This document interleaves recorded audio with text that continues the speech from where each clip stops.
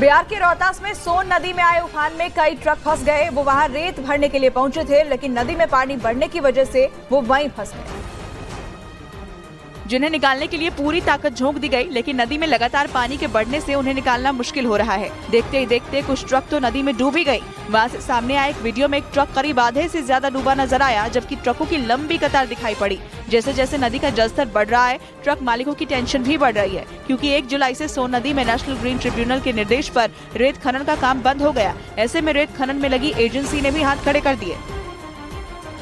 और उधर मध्य प्रदेश के शाजापुर में लगातार हो रही बारिश ने लोगों को मुश्किलों में डाल दिया, क्योंकि वहां कई हिस्सों में पानी भर गया है, जिसकी वजह से लोग घरों में कैद होने के लिए मजबूर हो गए। भारी बारिश ने वहां अभी से तबाही मचानी शुरू कर दी। नदी और नाले उफान पर आ गए। हालात ऐसे बन गए कि कई निचले इलाकों में सड़कें पानी में समा गई। वहां जैसे जैसे बारिश हो रही है, लोगों की मुश्किलें भी बढ़ रही हैं। लेकिन सड़कों पर पानी भरने की वजह से लोगों को जान हथेली में लेकर घर से निकलना पड़ा, क्योंकि पानी के बीच सड़क पार करने के दौरान उनकी एक गलती उनकी जान पर भारी पड़ सकती है।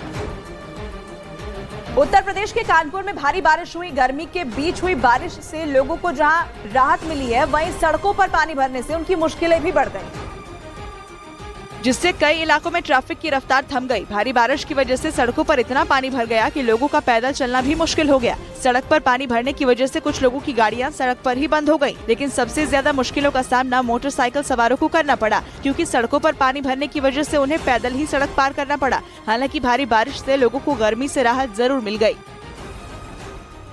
और उधर असम के बरपेटा में भारी बारिश की वजह से ब्रह्मपुत्र नदी में उफान आ गया। वहां लगातार नदी का जलस्तर बढ़ने से लोगों की मुश्किलें बढ़ गई हैं, और लोगों के पास घर छोड़कर सुरक्षित जगह जाने के अलावा कोई दूसरा रास्ता ही नहीं बचा, क्योंकि नदी की वजह से कटान तेजी से बढ़ गई। कब किसका घर नदी में समा जाए, कोई कुछ नहीं कह सकता है। इसलिए लोग खौफ में जीने के लिए मजबूर हो गए। वहाँ नदी के किनारे बसे सैकड़ों लोग अपना घर छोड़कर जा चुके हैं। भारी बारिश के बाद आई बाढ़ लोगों के लिए मुसीबत का सबब बन गई। अब तक कई स्कूल और घर पानी में समा चुके हैं। सड़कें भी पानी में बह गई हैं, जिसकी वजह से लोगों के पास नाव ही कहीं आने जाने का सहारा है।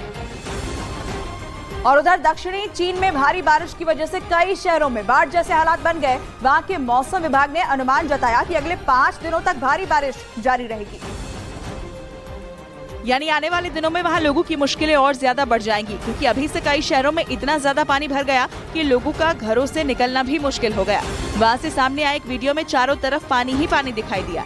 सड़कें गलियां पानी में डूबी नजर आईं। लगातार हो रही बारिश की वजह से रिहायशी इलाकों में भी पानी भर गया। हालात ऐसे बन गए कि लोगों को किसी तरह से घरों से निकालकर सुरक्षित जगहों पर पहुंचाया गया, जबकि कुछ लोग नदी में भी फंस गए थे, जिनका रेस्क्यू किया गया।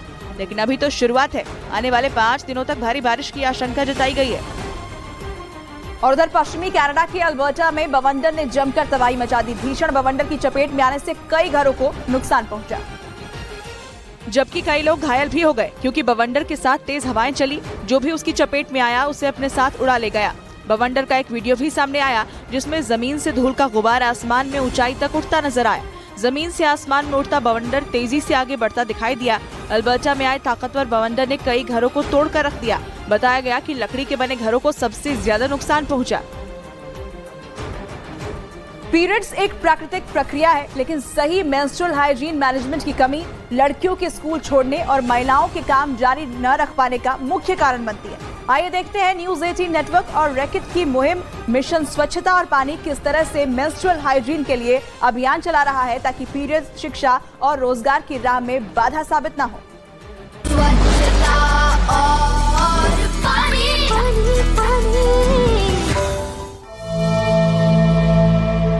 भारत में हर 5 में से 1 लड़की को साफ टॉयलेट जैसी बुनियादी चीज की कमी के कारण स्कूल छोड़ने के लिए मजबूर होना पड़ता है। स्वच्छ टॉयलेट्स की कमी से बीमारी, दुर्व्यवहार का खतरा बढ़ जाता है और पीरियड्स के दौरान महिलाओं के लिए बड़ी चुनौतियां पैदा हो जाती हैं, जो अक्सर उन्हें कामकाज छोड़ने के लिए मजबूर करती हैं। भारत में पीरियड्स के दौरान साफ सफाई में सुधार लाने में अहम भूमिका निभा रहा है हार्पिक, जो कि शौचालय की देखभाल में भारत का अग्रणी ब्रांड है।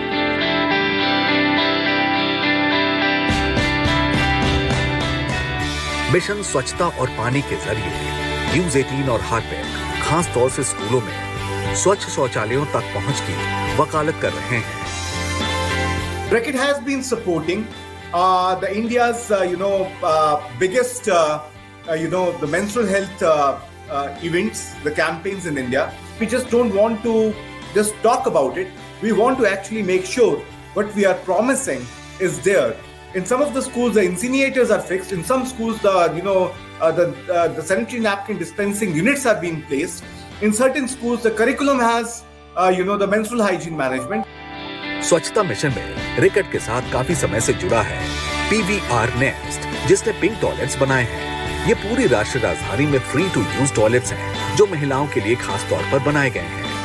ग्रामालय के साथ साझेदारी में वर्ल्ड टॉयलेट कॉलेज जैसी पहल के माध्यम से रिकेट देश भर में पीरियड से जुड़ी साफ सफाई को बढ़ावा दे रहा है और एक ऐसे भविष्य के लिए प्रयास कर रहा है जहां महिलाएं और लड़कियां अपने पीरियड्स के दौरान गरिमा के साथ जिंदगी जीने में सक्षम हैं।